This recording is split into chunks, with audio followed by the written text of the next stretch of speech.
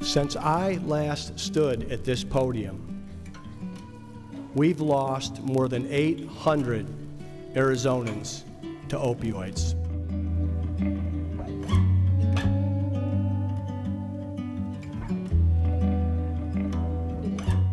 Drugs, they were like this filter between me and the world, and I embraced that because my world was abusive and cruel. I lost everything. I lost my wife, my children, my health.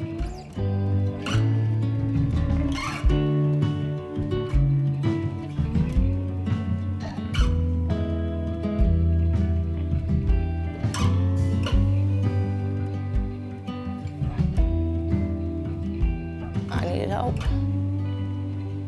I've done this more than half my life. I have nothing to show for it but a criminal record and nothing.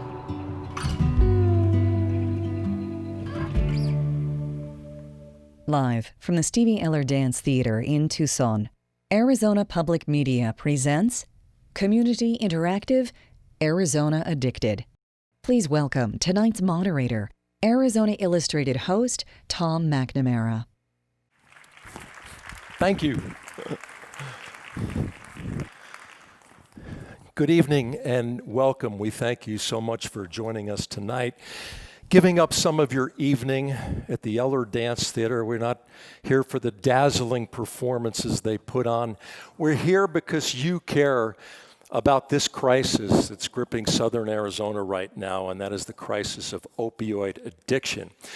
We're here tonight to tell you some stories from different voices and different perspectives from a lot of special people you'll meet in just a little while. Now, as you saw, and you will see in videos that we've been doing and the compilation of all the things we're doing about the opioid epidemic over the course of this winter, there's a lot of tragedy in these stories, but there's also a lot of reason for hope and optimism. And there's a lot of tough consequences, but this is a problem that can be solved. And in the minds of many people, they're determined to solve it. And many of you are probably among those folks who really want to see something happen about the epidemic. After all, so many people are tired of hearing about drugs and watching the nightly news and criminals and addicts and how it's affecting families. It gets them pretty down. You can't blame them, but it's not going to go away. And if we stop talking about this, certainly we'll have no results. So thank you for being among those willing to listen and learn and step up and help us with this project, and maybe we can have an impact. I'm the moderator tonight, but I'm certainly no expert. We are loaded with experts, though. Some really nice, wonderful, successful, educated people who know this issue backwards and forwards, but I suppose in many ways they're still learning about what's happening with the opioid epidemic. And we want to give you in the audience a chance, as well as folks who are watching the streaming production, to be a part of this in two ways. And the first way to do that is to take out your cell phone, if you have it, and log on to slido.com. And once you get there, there's a window that says Join Event, and you can sort of pile in with us here to take part. We want you to go to that Join Event window and enter AZ Addiction as one word, AZ Addiction. No spaces. You'll see the first in a series of multiple choice questions, and all you have to do is choose your answer and submit it, and we will look at the results live among you and among those who are watching us on streaming. Another way to participate tonight is to ask your question of our panel. We have doctors here, we have victims, families who've been horribly impacted by this crisis, and no one better to ask and learn from than these people. So you'll have a chance to do that and join us in that regard. Over the next 90 minutes, of course, these panels, these events go very quickly. Sometimes it seems like you just barely scratched the surface, but we want to leave you with something valuable and actionable by the end of the night.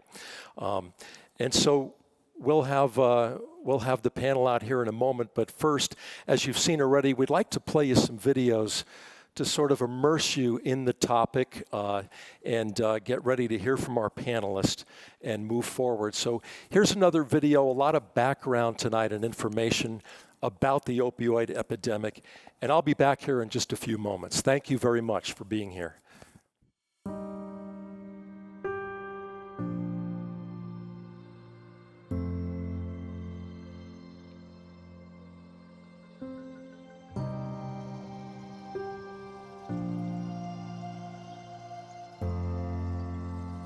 San Ysidro port of entry, which is in California, is probably about 85% of the fentanyl that's being seized. The state of Arizona is becoming number 2 as far as the seizures is concerned. We initially thought we were seizing cocaine because the quality or the characteristics of the narcotics, they're very similar. Visually, they look very, very similar, but we run into a problem where we doing the field testing and it wasn't testing for cocaine. That was a big game changer. The dogs were not trained to detect fentanyl. There was a big push in the first quarter of 2018. That's when we started training our dogs, and it happened at the local level.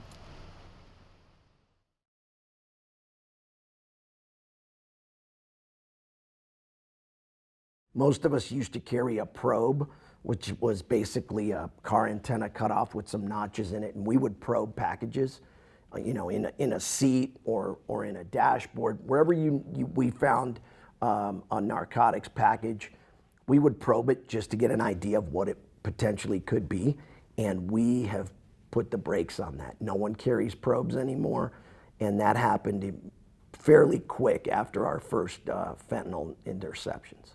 We've actually had, I think, 4 deputies in the last 6 or 8 months that have actually gotten some exposure to it while they've been dealing with an arrest person or a DUI, and they've had to give themselves Narcan or somebody else administered Narcan to them.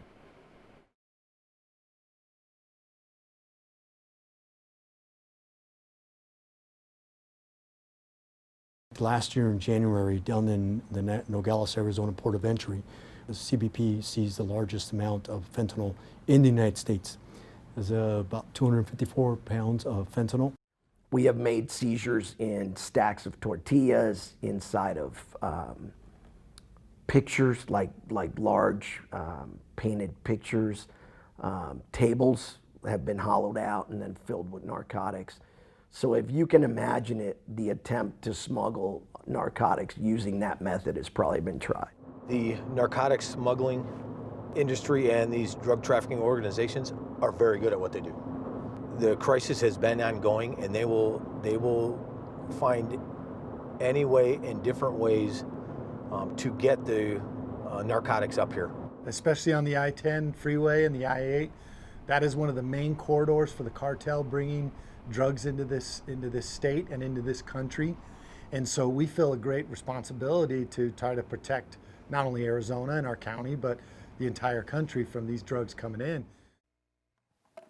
I want to make a quick correction before we move on. AZ addicted, not addiction. So if you have your phone and you were efforting that either here or at home watching the streaming, the Slido entry is AZ addicted, all is one word, and that'll get you hooked up to be able to answer our questions and participate and even ask questions of the panelists who you'll meet in just a moment now.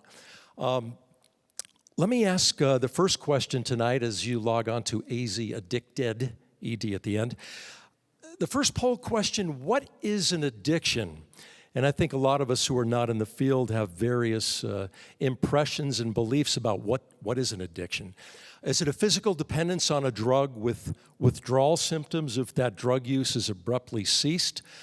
Is it a character defect, a moral shortcoming, a weakness that prevents one from stopping the drug use?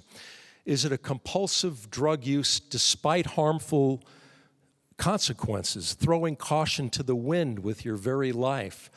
Or is it all of the above? So we'll ask you to think about that for a few moments. punch in your answer, and we'll see the response we get. We're already getting a lot of response in a moment, and let you know what you think, and then we will hear from the experts. Let's get the answer from our panel right now, folks who are very well versed in this topic and all issues surrounding it. First, I would like to introduce Dr. Daniel Dirksen. Doctor, thank you for joining us. Sure. University of Arizona Health Sciences Associate Vice President for Health Equity Outreach and Interprofessional Activities and Director of the Arizona Center for Rural Health. Thank you, Doctor. Also, Dr. Stephen Dudley, welcome. Doctor, the Director of the Arizona Poison and Drug Information Center. A lot of cutting-edge work going on there. One of the primo centers in the country. Next to him is Dr. Alyssa Gum. Doctor, thank you. Medical Director for the Southern Arizona Veterans Administration and Healthcare System, and Program Director for the University of Arizona Addiction and Medicine Fellowship. And lastly, Dr. Todd Vanderraa. Nice to see you, Doctor. We appreciate your time as well. You're pharmacology professor with the University of Arizona College of Medicine. Who would like to be the first among the informed to answer that poll question? It's a little tricky, but do any of you want to begin by taking it? Well, I'm not really one for pop quizzes, but yeah. So, really, when we talk about addiction and physical dependence, I think those two get mixed up time and time again. Physical dependence can happen with a lot of things that we don't necessarily associate with being harmful drugs. Caffeine, for instance. If I don't have my coffee in the morning, I'm going to be in a bad mood. I'm going to have a headache, right? But that's my body's physically dependent on that caffeine, but it doesn't mean that I'm addicted to it. But when we talk about addiction, you're talking about people who they're having this compulsive behavior, despite harmful consequences, to have that drug in their body. That's going above and beyond, knowing that there are bad outcomes associated with use of whatever this substance is, but still doing it either way. Thank you. Thank you, Doctor. And in a little bit, we'll find out how informed viewers and participants are. Dr. Vanderraa, let me start with you and ask you, what happens to the brain when opioids are used? And I know asking you for a simple answer to a very complex question. Right. So opiates have a number of different effects on the brain, but when you talk about opiates as far as addiction, what they do, at least initially, is they actually release a neurochemical, and this neurochemical is called dopamine. And this dopamine is something that is released due to the opiates, and it actually makes you feel good. So it produces this euphoric feeling when you get this release. And of course, that is something that is built in to say, well, that felt good, so why would I not want to do that again? Now, just as Stephen said, you can have many things that will produce this release of this dopamine, and typically we don't think of the actual release of dopamine as what causes addiction. But the fact that it produces this feeling good and maybe forgetting about many life's problems will lead to somebody sort of thinking more and more about that. And so we think of those different parts of the brain that says, wow, when I was on this opiate, I just felt much better, and many of the problems weren't there. And so it tends to lead towards that, but I would never suggest that the dopamine itself is producing it, but it's part of a series of events that are occurring within the brain. Dr. Gum, let me ask you, addiction, it's not always been thought of as a disease. One of the choices on the question, the quiz there, the pop quiz, was, moral weakness. You're a weak person or what have you. We've learned so much more now about these addictions to the point, why is it categorized a disease? We look at it as a chronic disease, and from the chronic disease model state, just like what he was saying, is dopamine starts to flood our synaptic clefts, our channels in our brain, and it starts to cause changes, upregulation, downregulation, and while that's going on, your brain starts to rewire your hierarchy of needs. No longer is rent important, no longer is paying the bills or seeing family members, because that surge of dopamine has told the loved one or patient that drug of choice is way more important, and they'll do anything to sustain that moving forward. And so we look at that as a chronic disease state, and most chronic disease states have treatments, and this chronic disease state, it does. So we have ways to treat it. Ways to treat it that are getting better all the time, it Correct. seems. Yeah, exactly. Dr. Dirksen, let me jump over to you. And I remember you saying in an interview a couple of years ago, if opioid abuse was Ebola, this would be a 4-alarm crisis in this country. Has it gotten any better in the last couple of years? Well, certainly the knowledge and the awareness by the public has increased. Since the passage of the Arizona Opioid Epidemic Act, certainly we've seen a very impressive public health intervention that included education of prescribing providers, that included educating family members who have someone with a substance use disorder in the family or significant others.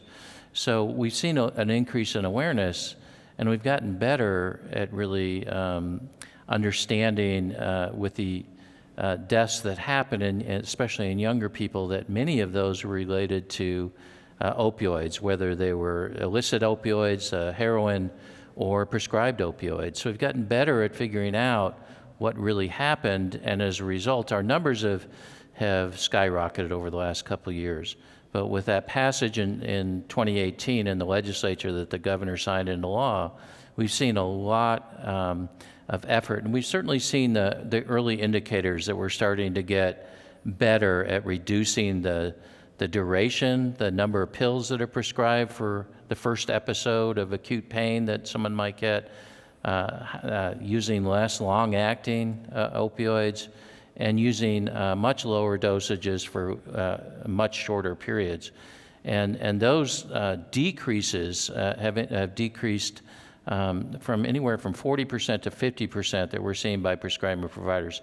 So we've reached that community, but we're also battling, this some issues that are particularly complex along the U.S.-Mexico border, where you have these synthetic drugs coming across that can be 50 times as powerful as heroin.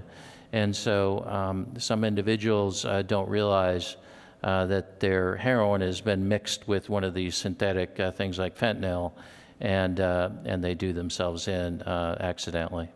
And that's the direction I was going that direction next with Dr. Dudley. That opioids gave rise to this monster called fentanyl. Tell us why it's so devastating and in fact is leading to many, many deaths now, Doctor.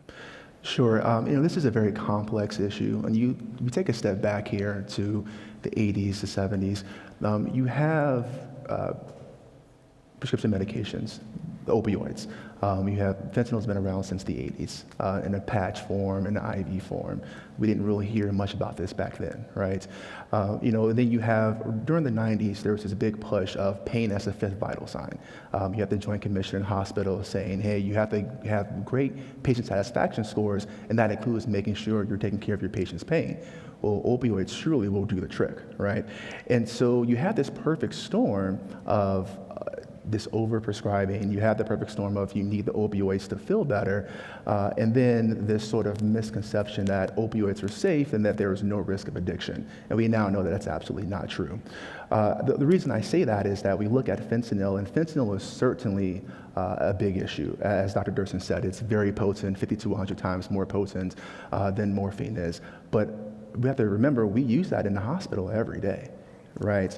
And so I think the issue of why people are having so much trouble with this is that they're being exposed to it in ways they didn't expect to be exposed to it. So if you think about if somebody uses their normal dose of heroin and all of a sudden it has fentanyl in it, well, that's going to put them down. They weren't expecting that. We see people all the time who are thinking they're getting benzodiazepine, so like Xanax or lorazepam or Ativan. Not an opioid whatsoever, but it's a fake counterfeit pill, and it's filled completely with fentanyl. And so the illicit use of fentanyl in the street drugs, I think, is a big problem because people who don't have the tolerance, who don't expect to have that in their system, are being exposed to it, and they're having very bad outcomes. Dr. Gum, dealing with this monster, all of you in the healthcare field, you're dealing with a horrible thing in fentanyl, the opioid abuse. Tell us what happens in treatment once you can get someone to that point. Magic. So I have the pleasure at the VA taking somebody from detox through residential rehab, which may be 4 to 8 weeks long, and then into my outpatient clinic. And at this point in time, with being with the VA for over 5 years, I have patients with sustained recovery, and that is the brightest part of my day, because they come in and they tell me about how their lives have been put together and how they've done that because of what they learned in recovery and in rehab. And I think one of the first few things that we do is address why the addiction is there. The majority of people don't become addicted to substances if there's not an underlying trauma, an underlying mental health disorder, or some kind of other trigger almost for the dependence on that sensation of numbing out. And so we get at that and we help people work through that and what's going on. Because if we don't tackle that, they'll keep going back. They'll keep wanting to numb out. They'll want to escape the reality. You need to build in the coping skills along with the tools such as medication-assisted therapy. In what percentage of the cases do you feel like you find that magic and have success? I think that, everybody always focuses on the 10% of the high relapse patients. We pulled data about 2 years ago on our inpatient detox facility because everybody kept saying, you are tanking the readmission rate and da-da-da-da. We had 600 people that we had helped. 34 people were considered high utilizers, meaning in 2 years they came through 4 times. And 11 were frequent flyers, coming in 11 or more times. So 11 out of 600 people. And that can tell you that over 550 people, we only saw 1 or 2 times, and they were able to restart their lives. Now, you lose track of them because you never see them again, or they do better, and you forget about that. But you don't forget about the people that are, you feel like you're failing. So it's easier to focus on the negativity or the failures and forget the successes. Dr. Vandera, there are drugs used in these treatments. Opioid addiction, against the fentanyl, and against all kinds of addictions that can reduce cravings and maybe get someone to a better place and more toward back to that normal life. But can those drugs also heal the brain? That's a great question. So can you heal the brain? I think that the drugs that we're currently using tend to be ones such as something like Suboxone, in which it's a less potent opiate. But what's interesting is that it's still working at the opiate receptors. It's still helping people that may have problems with chronic pain or sort of reducing the amount of opiate on board. And so it's still acting as a less potent opiate, but it's also acting as an antagonist at some other types of receptors. So it actually does help those particular patients. There's new medications that are coming along that actually will be given with opiates to try to reduce the amount of rewarding potential of the opiates. And so that's where sort of the new research is heading towards, where you can put these new types of medications in along with an opiate, and it won't produce that dopamine release. It actually will inhibit that, and so therefore you don't get that reinforcing effects of the opiate on the brain. Restructuring the brain is something that I think, I don't think we have medications for that, to tell you the truth. I think that becomes something that is what's really needed for many of the people who suffer from opiate use disorder, and that is the psychiatry and the psychology, the help, basically the environment that you build, because the brain is very plastic in the fact that they do change. And so the neurons, as you're chronically using opiates, they rewire. And you can actually change the wiring of the neurons within the brain at any time. And there's a part of the brain, of course, that makes decisions. And so that therapy is what we're hoping will help people sort of rewire the brain so that they sort of steer away from pursuing something like chronic opiate use. I want to thank you all for keeping everything in such layman's terms. I know we're dealing in some deep terminology and issues here. We asked the audience to please pitch in your questions, and you have. And one thing I want to mention on AZ Addicted, if you put a little thumbs up on the questions you like the most, they'll sort of rise to the top on my screen so that it is most likely to be asked. And one of those questions is fentanyl actually transdermal, or are opioid overdoses experienced by first responders and law enforcement more indicative of a panic attack? Dr. Dudley, you're shaking your head. That's Poison Center. On the road today with these pop quizzes. Is fentanyl actually transdermal? Yes. What we have to realize, though, is, again, these are prescription medications, the fentanyl patches. You have these drug companies, Mylan and activists, they are spending millions to billions of dollars trying to optimize that therapy. And even when you use that patch, it still takes time for it to get through the skin. If there were a way to have a powdered fentanyl go directly through your skin, then they fail. They spend billions of dollars in the research for nothing, right? So I say that to say, transdermal from a powder standpoint, and there are some assumptions I'm making here, making sure you don't have any cuts in your skin, and that's a different story. So a whole intact skin, having just some powdered fentanyl in there is not going to dissolve through your skin or absorb through your skin instantaneously, right? Now, if you left it on there for hours, absolutely it could. Now, when it comes to law enforcement, we do a lot of talks with on the border EMS agents, first responders, et cetera, about this very issue. And you have to protect yourselves. So as a poison center person, we do a lot with rattlesnakes in Arizona. And I say opioids and fentanyl, just like rattlesnakes, you got to have a healthy respect for it, absolutely, whenever you come in contact with it. Because while we're not necessarily as concerned with instantaneous skin absorption, if they're going through a raid and now they've thrown it in the air and they're inhaling it, that's an extremely fast route of absorption. That is very worrisome. And so I do think that there are some a little bit of folklore and the dangers of how quick fentanyl can be, but you do have to respect it. And really it just comes down to being aware of the signs and symptoms. So what I tell the first responders all the time is that when you have a potential fentanyl exposure, one, make sure before you can go in, you're gloved up. Right? Two, to make sure that once you're in there, you're doing what you can to prevent further absorption. And if you think that there may be an exposure, know what to look for. With opioids, you're going to have constriction of the eye, the pupil. So your eye is going to be really, really small, right? You're going to have difficulty breathing. And when I say difficulty breathing, it's slowed breathing. When people die from opioids or overdoses, it's what we call respiratory depression and respiratory arrest. Right? And so when you have somebody who is feeling very nervous and they're breathing a mile a minute, that's not really consistent with an opioid exposure. But I understand in the real time, it's hard to distinguish those two because there's something that's very, very lethal right in front of you. So I do understand where that comes from, but education is definitely key.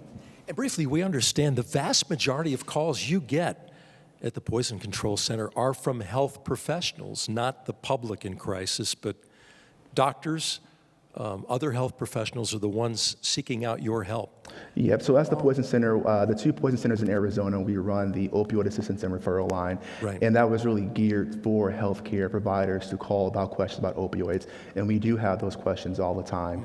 Mm-hmm. How can I help this patient? And more so, what are the laws about me prescribing? Is this even legal? I don't want to get in trouble. And so we do manage opioid overdoses every day. But I want to take a quick second to say, the lessons that we learn from this can go back and help us with a bigger problem, because from a poison center standpoint, we still have more methamphetamine overdoses than opioids. Methamphetamine has not gone anywhere, and I think it will continue to be around. And so lessons learned here to apply to other issues. Dr. Dirksen, you mentioned, again, a couple of years I've been picking through your former interviews, and you said at the time there were about 88,000 health professionals in Arizona licensed who could potentially prescribe opioids. And there were only about 150 people at the time who could help with the mess, certified to help with the mess that is sometimes left behind. Has that gotten any better? We have made, I think, leaps and bounds improvements. Almost every individual who graduates from our residency programs, for example, and our physicians that get through residency can prescribe controlled substances, nurse practitioners, dentists, and so that you can prescribe all these controlled substances, including opioids, very long-acting opioids. But a very tiny percentage of them, when I made that quote, were coming out and being able to do medication-assisted treatment, which requires a waiver from the Drug Enforcement Administration. It takes 8 hours it's not difficult, it just takes an 8-hour type of training, and then you can be waivered to have Suboxone patients and treat them through medication-assisted treatment. We've done a lot better in doing medication-assisted treatment. Dr. Gum has participated in that. that the issue is most of those are in Phoenix and Tucson and our larger metropolitan cities, and the health infrastructure as we get out into our rural and frontier areas is much smaller. So we've been focusing a bit on that too, to make sure that we're examining the data where our problems are coming from and that we start getting providers out. And for the newly waivered medication-assisted treatment providers, that they have mentors that can help them that are more experienced, or they can call the opioid assistance and referral line to get some advice, because it's a little scary when you're out in a rural area and it takes, you know, half an hour for a helicopter to get in there to get someone to a level 1 trauma center or whatever. You're kind of on your own, so you have to act quickly. And I think the other part in the field is we've been training a lot of first responders, EMS, fire department, agricultural extension agents. How do you administer naloxone? It's very easy to administer Narcan with a nasal spray, and very quickly people recover and we save lives. There is over 20,000 Narcan doses administered. There's almost 20 a day Narcan doses administered for the 30 drug overdoses that we see a day. But we're still seeing about 4 Arizonans dying almost every single day of opioid overdose, and almost half of those are related to prescription opioid overdoses. So we have a ways to go, but the trends are more promising. We're getting more providers out there, more first responders trained. But the issue is, how do we get them into treatment? Because on average, individuals are seen 3 times in emergency department for an opioid overdose before they finally tragically do themselves in. So we have a couple opportunities to get them into these treatment. We just have to make sure that we have that treatment available in our most remote areas. All right, Doctor, yeah, 4 lives a day that could be saved if we see success at the end of this road. Doctors, I want to thank you for your time. I know it goes very quickly. We've scratched the surface. I wish we had another hour. There's so much we want to talk about, but we'll be keeping this process going for the next couple of months, and perhaps we will hear from you again. I know we hear from many of you on our stories, on our programming, and thank you again for being in the cutting edge of this solution. Thanks so much. We're going to have another panel right after this one now. People who've been truly personally impacted by opioid addiction themselves or their family members, and they have a story to tell that you'll want to hear in just a couple of minutes. But right now, I want to get to one more polling question, and again, you can weigh in, slido.com, AZ addicted, all is one word. If you like a question you see, give it the thumbs up. Here's our question, though, for your multiple choice. What describes your connection to opioid addiction with this poll question? And there might be more than one answer in your case, so keep that in mind as you answer. One is, I have an opioid use disorder myself. I have had a loved one with an opioid use disorder, or currently. I have an acquaintance with a substance abuse disorder. I'm concerned about the issue, but I have no real personal connection. So we'll ask you to please select your answers, think about that one, give us your feedback. And again, you can send questions for our panelists, and give it the old thumbs up, and we'll try to have your question answered. We'll be back in just a couple of minutes, but right now, let's take a look at another video to shed more light on this opioid crisis. I started using opiates back when I was about 17. That began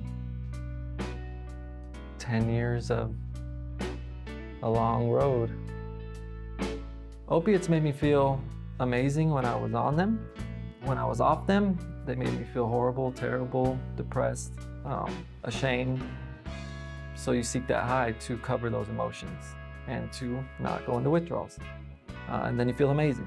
And then you make promises to yourself like, I'll make this better. Tomorrow I'll get clean. You know, if you stole something to support your habit, I'll get it out of the pawn shop next week. I'll pay them back. I'll make it right.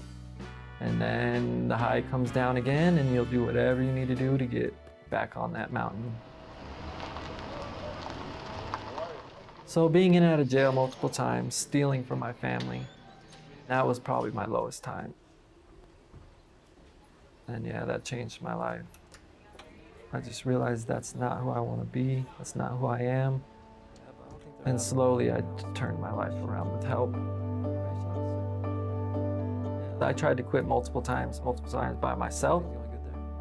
But I'd always relapse after a couple days. I'd go to rehab, relapse after a couple months. So my longest was 1.5 years, and then I relapsed until I finally stopped going certain places and stopped going down certain roads and stopped talking to certain people and kind of was selfish about my recovery. So my relationships with my parents are amazing. My sister's amazing, my girlfriend amazing, my kids. When you're lying, it's miserable for everyone. And so once it's everyone, because it's not just about me, it's about them going through their road to try to forgive me and trust me and know that I'm being real. So once all that came to, our relationships are great now.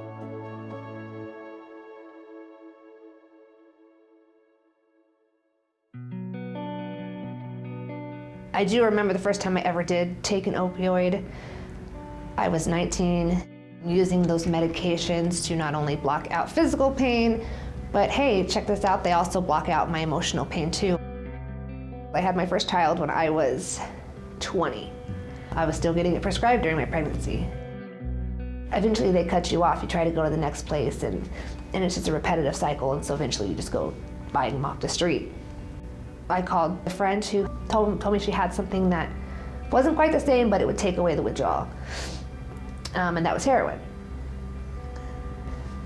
It was cheaper, and it sucked me in faster than anything I ever could have imagined. Before I knew it, I was using it IV. I had lost my kids, I had lost my job. So this is all in a 5-year span, from prescriptions to homeless and shooting up heroin every day, 20 times a day. I was using meth as well. I lost everything and I had met somebody. That relationship ended up in an unplanned pregnancy. Terminating the pregnancy wasn't an option for me. I called my mom one day and I said, take me to an ER, I don't care where I need to go, I need to get help. I can't do this again. I won't do this again. I was able to get off of the heroin with the medication, methadone. I had to change my whole environment, people, places, things, and it worked. I gave birth to my daughter and I was able to keep her. When you gain all that back and you've worked so hard for it, it's amazing because you have such a bigger appreciation for it, and you learn to take nothing, even the smallest of things, for granted.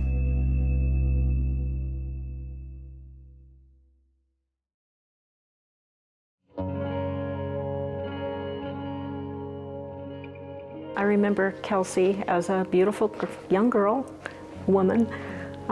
Growing up, she loved playing soccer. That was her first love. She was very athletic. She was on the high school swim team. She was in track. She was very witty, vibrant. Big, beautiful smile, and she just literally light up a room. She indicated that she had problems with opiate addiction for about 7 years, which we were not aware of. I think the more recent drugs with heroin and meth, I think that's when it got out of control. She didn't know what to expect from it. She was missing work, she was sleeping, she was up all night because she couldn't sleep. And then she was going through major paranoia and psychosis at night. So it got to the point where she was not functioning anymore. We know that our daughter, was in there somewhere, but those drugs, she was basically a prisoner to those drugs in the end. One of the things that I had learned is that the anger, because the anger for me was my disappointment in what she could have been. That she could have been a doctor or a physician's assistant. And the anger was so much for me is I couldn't approach her anymore. I couldn't hug her. I couldn't get beyond that. And I kind of stayed in the background, and now I regret that. I wish I had engaged more. So that's something I have to live with for the rest of my life. Many of us are asking ourselves what happened to our beautiful girl. Drugs happened. Addiction happened. She isolated this problem from many, and although she thought she was in control, she was clearly not. This is for life for us. We lost her for life. It's tough. Everything reminds me of her. Everything.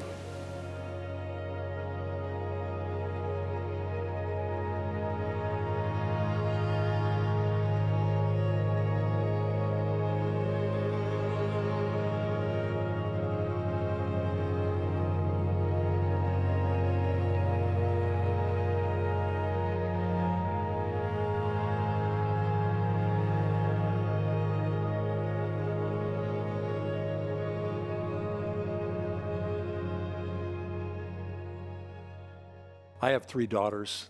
You might have daughters as well, or know someone close to you love, and a story like that. Take a deep breath, and please welcome our next guests, some special people who are going to be sharing their story with us. Brendan Bond is here. And then you move on.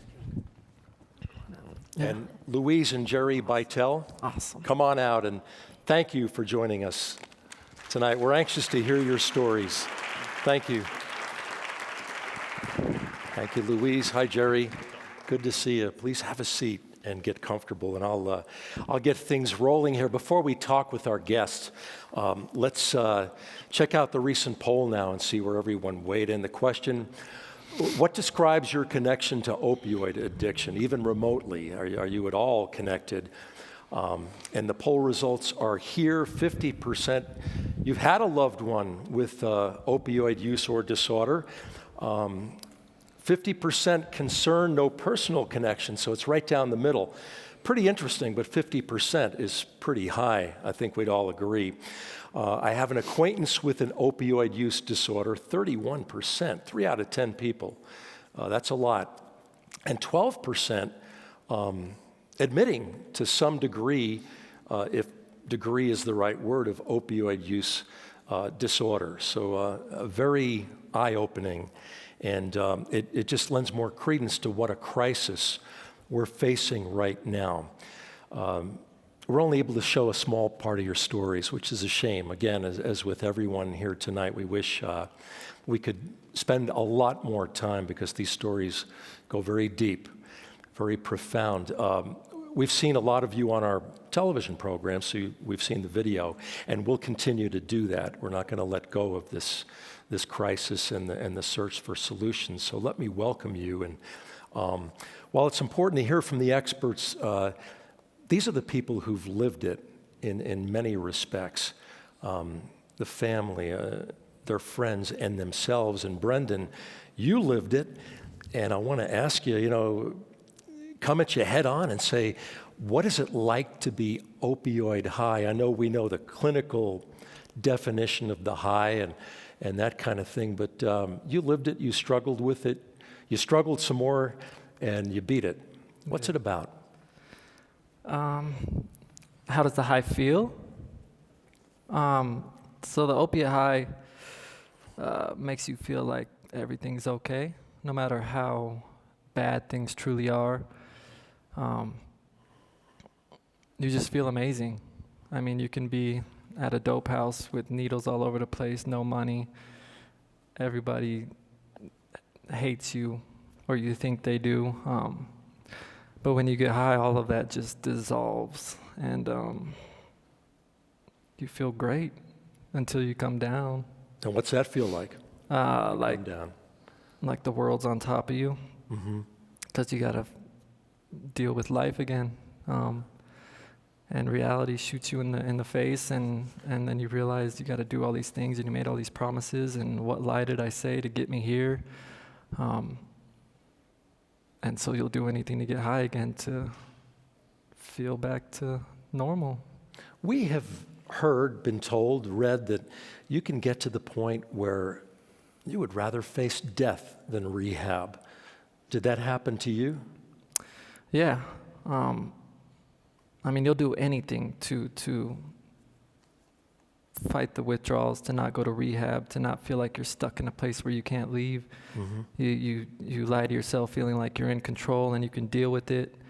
And you'll do anything to get high and feel like, I'll deal with it later, or it's just a sick cycle. Mm-hmm. Scale of 1 to 10, as far as your life being back to normal, 10 being normal, where are you now on that scale? I'd say a 10, but it's not really normal compared to what I was expecting. But I'd say it's as normal as it can get. Yeah. So I want to mention something now before I move over to the Bytels. And Tawny, who you saw in the video, is about to become a mother again. She's 7 months pregnant, and she was due to be here with us tonight. But this afternoon, she had to get over to the hospital. We understand she's not delivering, but they want to monitor her for whatever reasons. So Tawny couldn't join us tonight, but she once again is about to become a mother. And the Bytels, you were parents of a very beautiful, lively, vivacious, wonderful girl. We're so sorry for your loss. And want to ask you, just going back a few steps, what did you see in her at the time? What surfaced? What did you observe? And how did you handle it back then? As far as the opioid abuse beginning. Kelsey was a pretty good actress, and she hid things very well. And so for a while, we didn't pick up on what was going on with her. And she had a job that she was teaching kids in the summertime, and she was having a heck of a time because she was trying to detox while she was doing that, and we kind of knew stuff was going on with her then.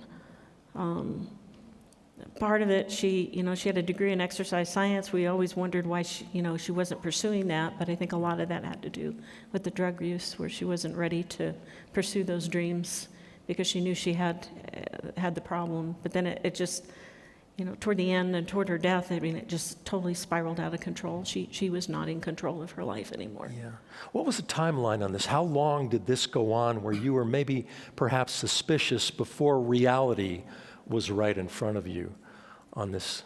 Well, it took us a while to pick up on it, but she, in rehab, they kept notes in a book, and according to the book, she said she had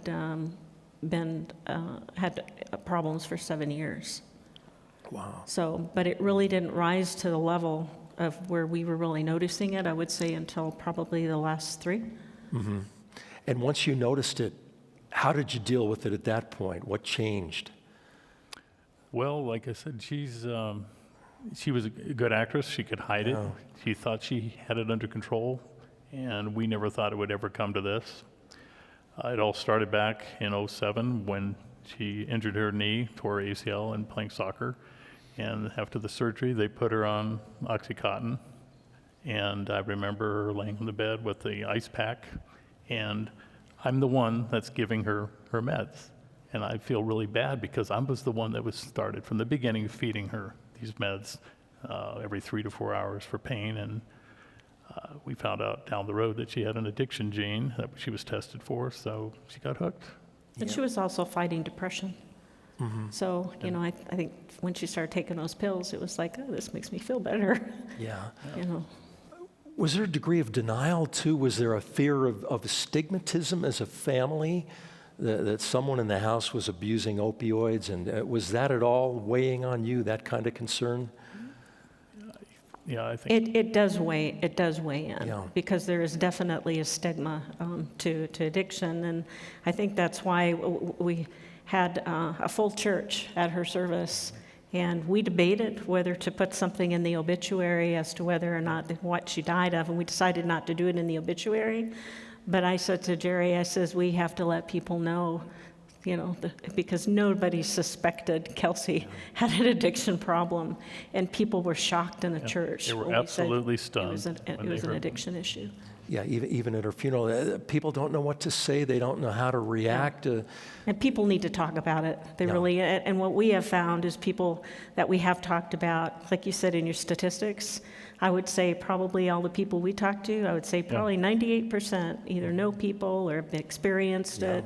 And after we did the last 360, I had 2 people come up to me and, asking me, what do we do? I'm going through this right now. And it's hard. It's hard. When you're a family and they're in your home, it is so hard, and they don't want to go. Were you ready to talk about it back then, in the throes of pain and loss? Actually, surprised you should ask that. She had 3 very, very close friends up at NEU, and they didn't know she had a drug problem until I had to personally call them one at a time, and it was like an hour, 2-hour call to each one of her best friends, and it was all crying nonstop. And I wish I knew about this. I would have dropped everything and got on an airplane and drove and went there and hugged her to try to help her, and they were just in absolute total shock that she had a severe drug problem, and that she succumbed to it. Brendan, when you were in the throes of crisis with opioids, did you greatly resist any help, anyone probing or interfering in your life? Did you push them away? Were you in denial? Yes, very much. I thought I had it under control. I thought that I could handle it myself. I didn't want people to know about it, especially people who loved and cared for me. I didn't want to let them down and then feel more guilty about it. And so denial it goes hand in hand with, a long-term addiction. And I would just do everything I could to hide it, to act normal, to live 2 lives, to make it look like everything was okay. And we become professional liars and fakers, and nobody can see it until it's really late in the game. So how, the Bytels with their daughter a few short years ago, and you're resisting as much as you can, how should someone approach a person who is struggling with this? How can they get through? Is there probably not one right way, and probably a lot of difficult paths to follow? Yeah, it's a case by case, it depends on a lot of different situations, or who the person is, or what you know about them, but you just got to keep showing them that they're loved and that there's hope, without enabling, but that's easier said than done. They're your children or your spouse, or you love them, but you want to care for the person and not the addict, and try to separate the 2 as best as you can, but it's almost impossible when you don't know what's really going on, when you don't know what's the truth or a lie. But there definitely has to be boundaries set, and seek help. Yeah. Let me ask the Bytels, you've lived it now. How would you counsel parents, loved ones to try to deal with it, get through to that person, and keep yourself steady through the process, looking out for your own well-being while you're dealing with something horrible? How do you do it? Well, in our AZ 360 that we just did a couple of weeks ago, Lorraine Rivera asked her that same question, and we said, to this day, we still don't know what to do. The last 4 days of her life were pure hell for us. And my wife had taken Kelsey. I regret, I should have gone with them, but they went to the doctor's office, and they had all kinds of specialists in the office. My wife, my daughter, and 5 specialists for an hour and a half trying to talk her into rehab. Wow. And she kept refusing, because you can't force somebody, an adult, against their will. It's got to be strictly voluntary. And she absolutely refused to go. And the last thing she said before the meeting ended is, I need to make peace with the drug. What does that mean? 2 days later, she made peace with the drug, and she's now at peace. It's sad, but we almost got her there, but we could not force her against her will. And that's where the problem is. We, as parents, had to, over time, literally watch our daughter die right in front of us. And she was in our house living with us. And there's nothing we can do. We used every resource that was presented to us, and we exhausted everything, and there was nothing left. And we were desperate and did not know what to do. Yeah. And that's why we lost her. And we need to, our mission is to make sure that doesn't happen to anybody else, and things need to change. Is there anything you would have done differently? I mean, you were in a tough spot, to put it mildly. Is there anything you would have done differently looking back that you can now counsel other parents, loved ones, to try to save someone? When she initially went into her rehab, she went into detox, and she was in a 21-day program. And of course, neither one of us had ever used, or I mean, We didn't know really what she was feeling. So 21 days she came out, and she seemed like she was doing pretty well. And we thought, this is great. I picked her up. But they let her out on Wednesday. The next day was Thanksgiving. And they said, well, I want to spend it with my family. Okay, we'll give you a day break. And I remember they said, come and get her at 12 o'clock. And I remember her with all her stuff over in a trash bag over her shoulder, and she was skipping in the courtyard, and then the double doors open, and she literally jumped in my arms. And I thought, wow, it's over. She's all better. But 21 days is nothing. I mean, we were at the beginning of the road, and what should have happened is treatment. She should have continued on to residential, some type of residential treatment, because she was clean and she could get into residential at that point. It was an issue so of cost. The treatment, it needs to continue. And from what we've heard, it's a lifelong struggle. It's, it doesn't get fixed in 21 days. No. 21 years.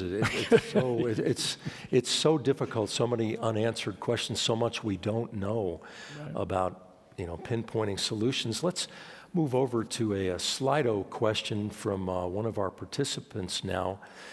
Brendan, how about tackling this one? What is the biggest fear of an addict? Withdrawals. Yeah.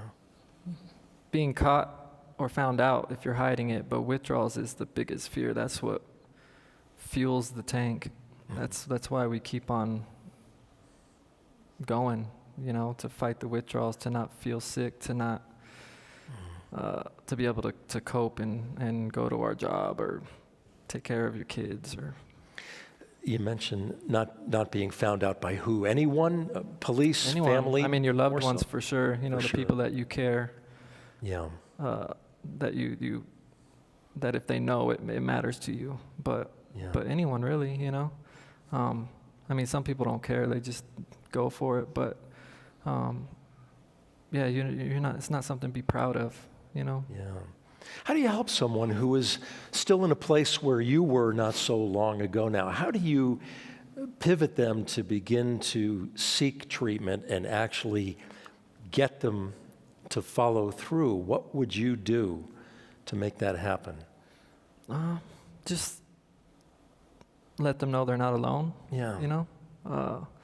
Empathize with them and show them some resources, because the way that I got clean may not be the right way for them. So there's a lot of options out there. There still needs to be more, but and just show them that there's a way. There's a light at the end of the tunnel. It might be way out there, but there's hope. I know I've asked you that in a few different ways now, but I guess what I was driving at too is being found out helpful in helping someone along there, or do you get more resistance yet when that happens? You definitely get more resistance right away, because I don't want you to know. I'm gonna lie until you have facts that I am using. Mm-hmm. My parents, my mom woke me up one time and she was like in my face, knowing that I'm passed out because I'm high, but I would not admit it no matter what. So you'll do anything to hide it, but getting found out is what's needed to face the denial, and it's not easy. It's not what you want to happen, but it has to happen to move to the next step. Question for the Bytel. Someone's asking, was your daughter offered medication-assisted treatment, something they're doing these Yes, days. she was at the ARC on Tanque Verde 4 times. 4 times. Yeah. There's this quick story, but I'll tell, is that she had researched out how many times you might relapse. And she said, Dad, it's 7. I'm only on number 4. I got 3 more to go. I was just like, what's the point? Getting sick and relapse and detox is horrible, what I heard. So. But she was on Suboxone. I mean, they had put her on Suboxone. Suboxone, one of the drugs they use for that, yeah. Right. Yeah. I know Brendan said before, I asked him, scale of 1 to 10, where are you in your recovery? He said 10, but it's kind of a new normal. What about you? Where are you, if recovery is the right word to use? What place are you in now? Our personal recovery from the grief? As you grieve, yeah. It's been tough. It's getting better. I mean, if you'd have got us a month after, we wouldn't be able to go through this interview without bursting into tears, but it's getting better for us. And Probably a 6. There's a lot of work to be done out there, and I think education is really important. I think when laws come through, I know there was a Good Samaritan law. A lot of people, we mentioned it on the 360, a lot of people that I've talked to had no idea that was there. Maybe the word needs to get out at rehabs and these groups, meetings they have, that it's out there. You know. We'll be talking in a few moments, as a matter of fact, about the Good Samaritan law, but I want to thank the 3 of you for sharing very personal stories, very impactful, and thank you for... There's one thing I'd like to add really quick. Yes. I remember about 3 weeks before she died, she was laying in the bed, and I was just talking to her. I says, you have a bachelor's degree from NAU, medical degree. I said, when are you going to use it? It's been 3 years. And she said, Dad, I don't know what I want to do. I said, well, you can be a doctor, a lawyer, cure cancer. Maybe your brother has epilepsy. Maybe you can cure that. She says, no, Dad, that's not it. I feel like I'm just put here for a higher purpose. I feel like I was here to change the world. Well, that's the reason in the AZ we had that up on the picture about change the world, but I think maybe we're the ones that are supposed to help her change the world through us, not through her. And maybe she will, in a very positive way. She's very proud of us for what we're doing for her in her name. For sure. Part of your recovery. Thank you so much. Thank you. We appreciate it, your time and your thoughts and your stories.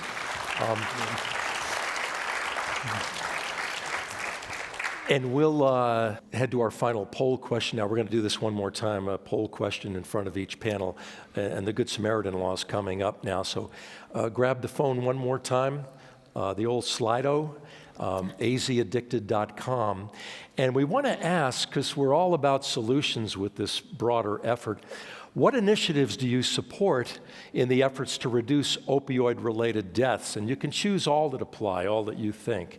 Higher taxes to pay for treatment, a clean needle provision, treatment instead of arrests, recovery centers in your neighborhood, reducing stigma and shame, offering non-traditional pain management options, and widespread naloxone distribution. So please take a look at that, think about it a little bit. You have a few minutes now, and so stick around. Be right there. Thank you again. Thank you. Yep. Maybe you hear the word opioids and think it has nothing to do with you. The truth is, right here, right now in Southern Arizona, we're in the midst of an opioid crisis. We are all impacted. It could be personally, financially, our neighborhoods, our workplace, our community. This is a topic that cannot be covered in a story or 2 or even 10. So over the course of 12 weeks, Arizona Public Media will cover every aspect of this issue. We'll share stories of those struggling with addiction, explain how the crisis came to be, and offer stories of survival, solutions, and hope. Because this is such an urgent and far-reaching issue, AZPM will cover it on all of our platforms. Radio, television, and online. We hope you'll join us.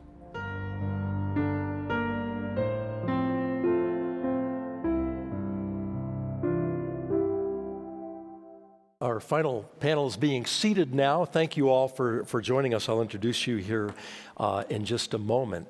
And you all work at organizations. You're all very close to this issue in one way or another, and we thank you for being here tonight.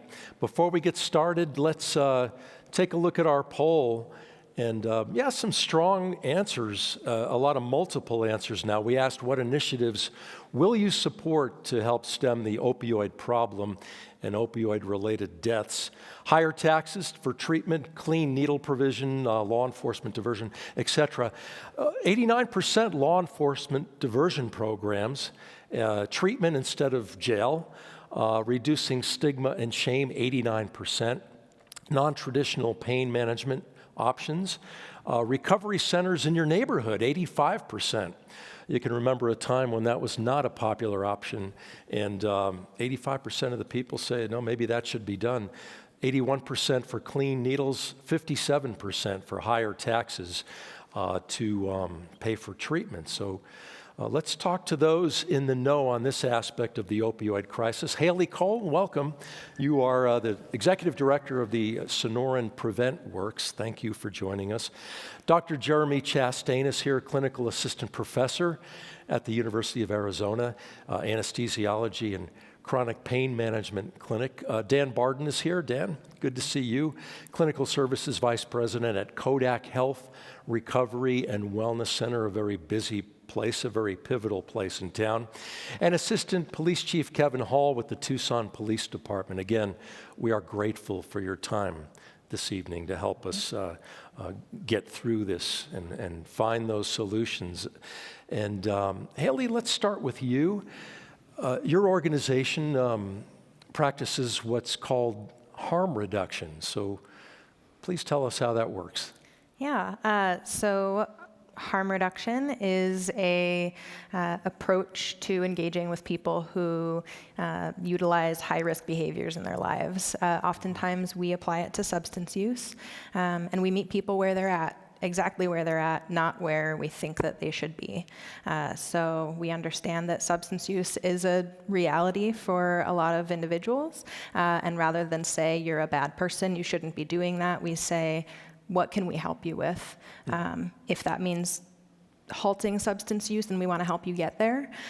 If that means using in a way that reduces your risk for overdose, we want to help you get there too. Are you the first point of contact? Are you the person who's trying to shuffle people needing help onto the next person as well for deeper therapy, for... Absolutely, yeah. We have outreach workers who, it goes both ways. They have the first contact with some individuals and help them get into additional services. There are other people who are engaged in behavioral health services who are having difficulty complying with the rules that have been set for them, and they're then referred to us because we meet them where they're at. Dr. Chastain, what about people, I've seen this posted on Facebook a couple of times, people who've been taking opioid medication for years, pain management, all of a sudden, the doctors cut me off. I can no longer do that. Why is that, and what happens to those people? How do you help them? So it definitely is a problem with patients who have been taking opiates for a long time, often years, and opiates cause a physiological response where the body becomes more tolerant to that medication. At a certain point, often those patients have to increase their dose to essentially combat the pain, and at some level they get to essentially a higher dose and a higher dose. And once we started experiencing this epidemic a few years ago, the federal government, the Medicare, Medicaid, and even state organizations have essentially tried to put a guideline in place where there's a cap or kind of an upper limit on what essentially they feel is a reasonable dose. And so often patients are way above that. And so the worst thing that we can do is actually just cut them off. But often they'll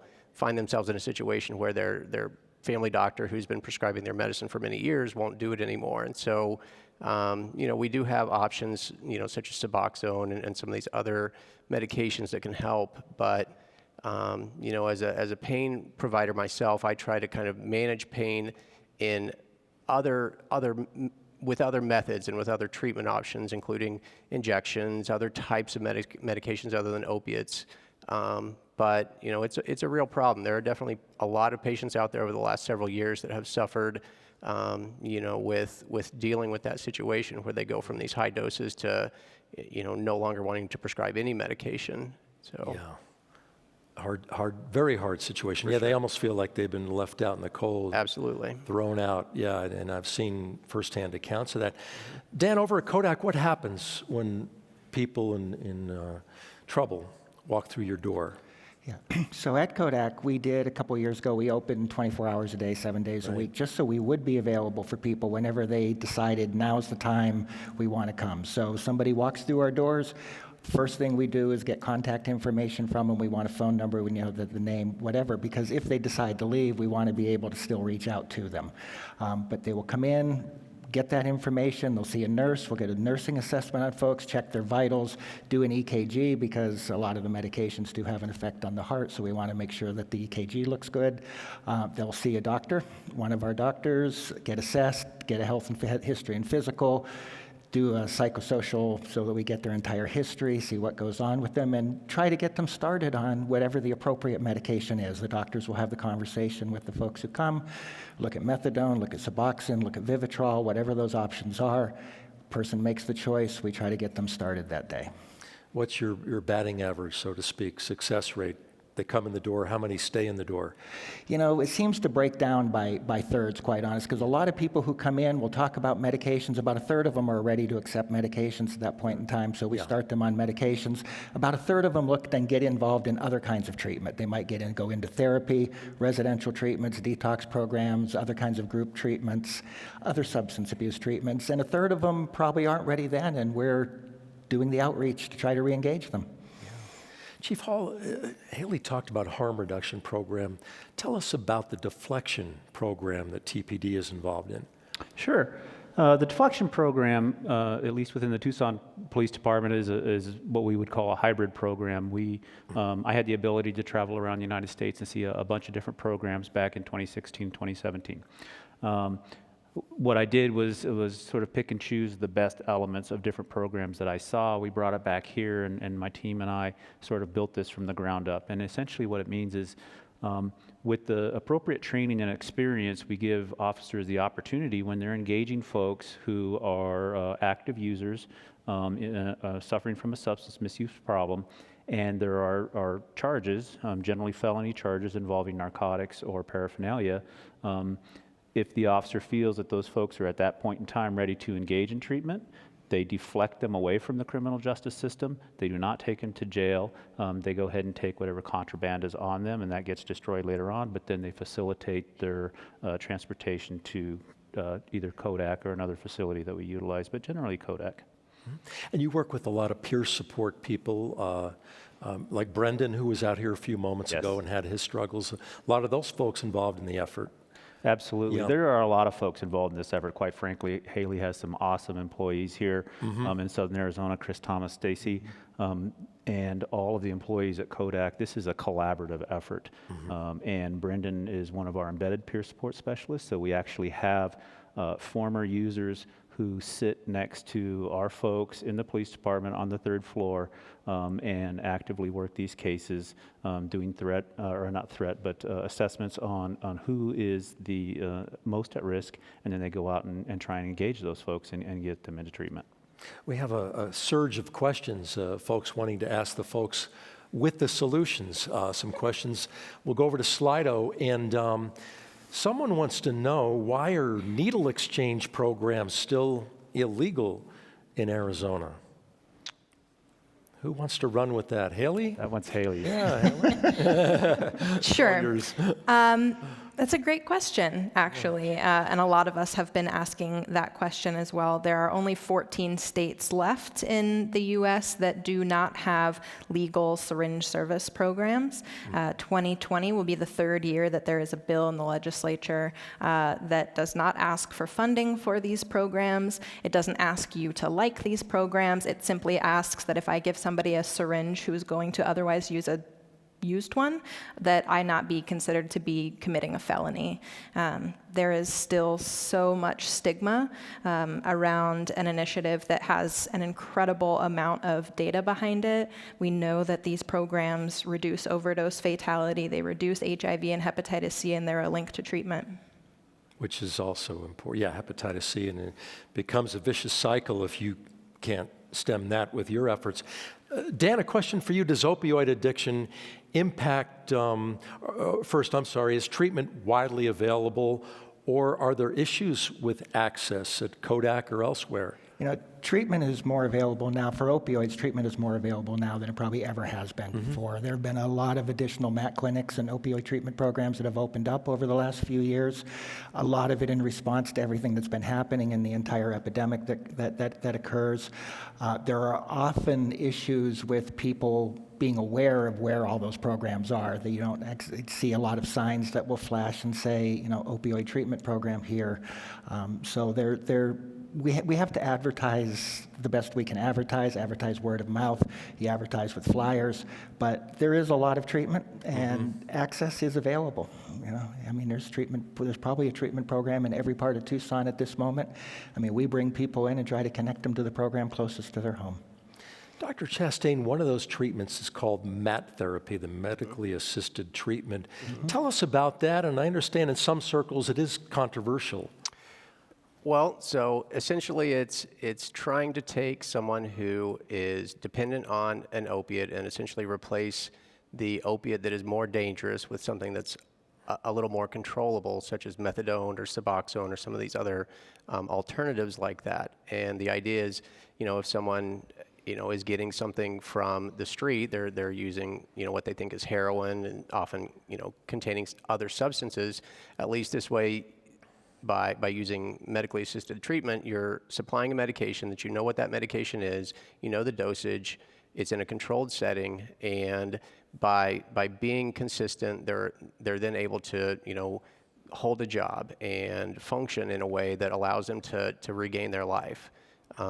It's certainly controversial because obviously you're not just saying don't use anything, but the idea of telling someone just don't use whatever drug that they choose to use is unrealistic in most situations. They don't get the euphoria from these other medicines, do they? So in general, it's not the same. Suboxone, for example, is a medication that kind of turns on the opiate pathway partially, but not as strongly as something like heroin or oxycodone. And because of that, often you don't get the euphoria, like you said.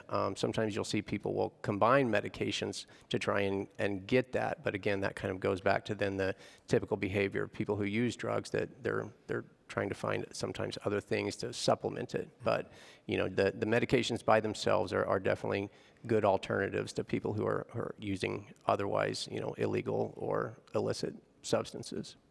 Chief Hall, a Slido question for you. Why do illegal drug producers cut heroin or benzos with fentanyl, and how does it benefit their business? That's a good question. Yeah. What I can say is generally we don't see a lot of heroin cut with fentanyl. What we do see a lot of is just about everything else, particularly counterfeit pills.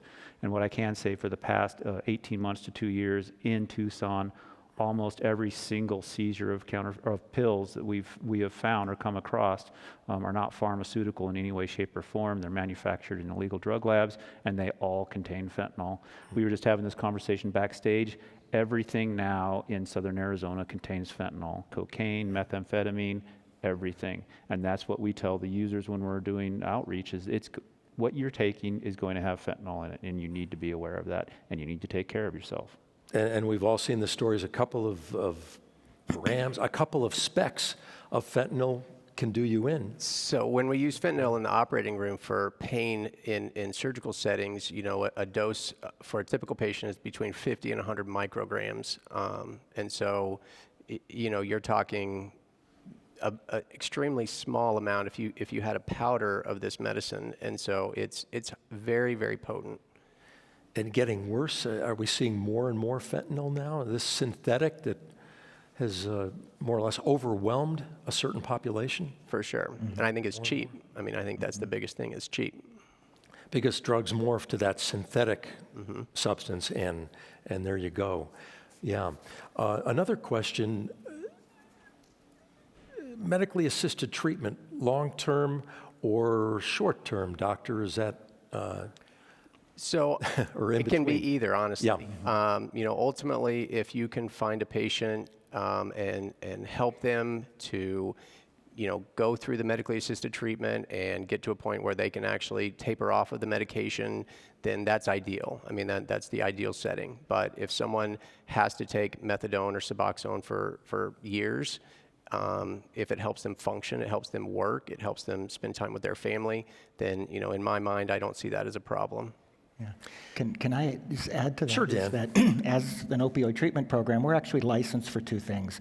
One is the maintenance program, and the other is for outpatient withdrawal protocol, which is like a 6-month program. And if a person comes in and says that I want the shorter-term program, I just want to get off, you start them on the meds, stabilize them, and then titrate the medications down, really to the point where they're not craving. If they start to crave, they start to get uncomfortable, they'll usually stabilize the meds at that level, let it stay a while longer, and then start to titrate them down again.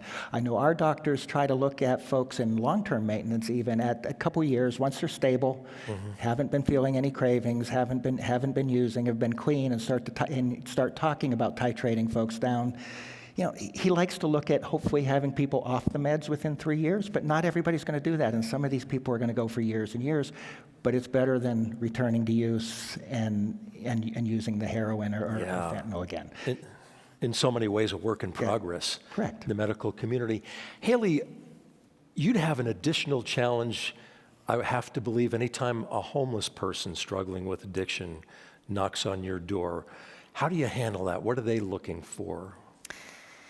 There are very few housing options for people, period, whether or not they use drugs.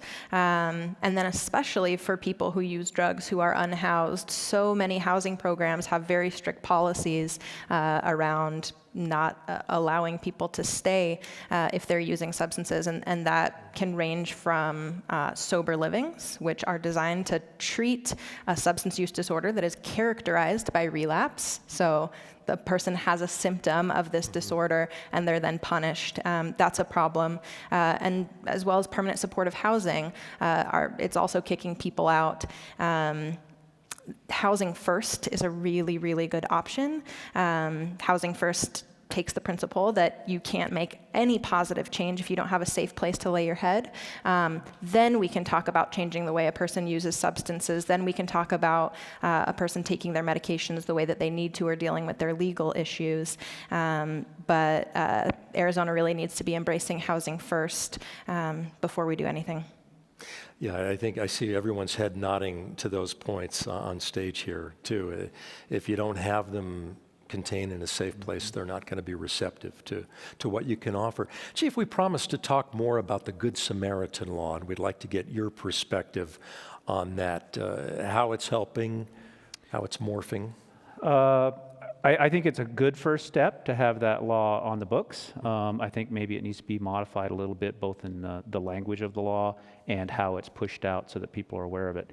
One of the issues we're finding is not very many people in this population, this space, are aware of the law and the protection that it provides. Yeah. This is a life-saving law. And backing up a little, what does the Good Samaritan law Basically, mean? what the Good Samaritan law means is if you are at a place, an area, a house, whatever, and somebody is suffering from an overdose, you call 911, you cannot be prosecuted or charged for any of the narcotics-related charges that may be found in that area when the police and EMS respond.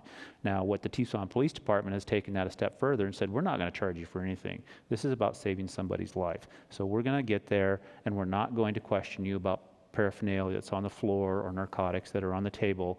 This is about saving the individual's life. And there are countless incidents. Another thing we were talking about backstage that I've personally been involved in where we get to a location and we know that people had taken efforts to clean up and do other things before calling 911, and those were moments that stole somebody's life. And that's what the Good Samaritan law is trying to overcome. Yeah, and I think all of you are touched by that to some degree, trying to get away from arrest and more getting people into therapy. Do you all offer protections to some degree or another as a healthcare provider and counselors that when people come in, they're buffered from prosecution in order to put recovery in front of that? Is it a safe place to someone struggling with addiction? Any of your places? Yeah, and I would say yes. I mean, we don't turn people in for prosecution, and there are a lot of federal rules and laws around protection of health information and protection of, and really strict rules around the protection of substance abuse information and substance abuse treatment information.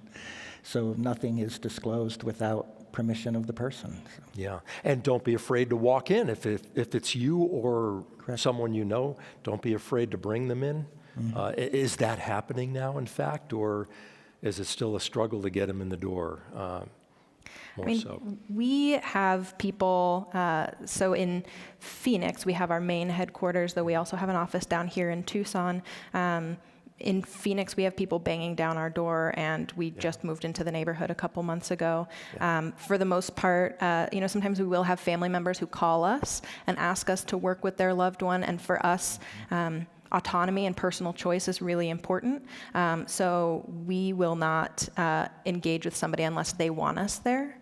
So we then encourage the parent, the sibling, whoever, to have their loved one call us, and then we can really determine what we can help them with, if anything. Mm-hmm. Doctor, we'll give you the last word. There is a way out of opioid addiction. True?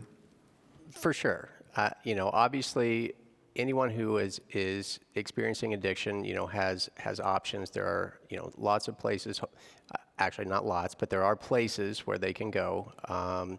When it comes to pain particularly, patients who have opiate use disorder or addiction and pain, that's a difficult scenario to be in, because obviously you want to try and avoid opiates if you can, because then that obviously triggers that addiction part of it. But, we have lots of ways that we can manage pain, whether it's other medications. I do, all sorts of different procedural, treatment, types of plans to help with pain. So, whether patients have, acute pain, which is something like a broken arm, or, chronic pain, there are definitely things that we can do to help with that side of things. So. We want to thank all of you for joining us tonight, for sharing your time, your expertise, your thoughts, and let's hope that we can get a handle on this, reverse it in meaningful, big ways, and take care of this problem that's just so profound in Southern Arizona and elsewhere. Thank you all very much. That wraps up tonight's Community Interactive, and we want you to know it doesn't end here. You can find out more with resources and stories at azpm.org. If you go there, visit our website, azpm.org/addicted, to find out more. We hope this has given you some hope tonight, some good information, and you'll be more informed and able to perhaps spark conversation and spark actions that will lead to a solution to this problem. We need all the support we can get, and we're going to keep doing our thing on Arizona Public Media now for the next couple of months. We're only in week 2 of 8 weeks of this effort, television, radio, and print, and we'd like to see results as much as anyone else. So please stay tuned in to all of our platforms, all of our stories and efforts like this one. And we thank you so much for being a part of this presentation tonight. For all of us at Arizona Public Media, for our guests, I'm Tom McNamara, and have a good night.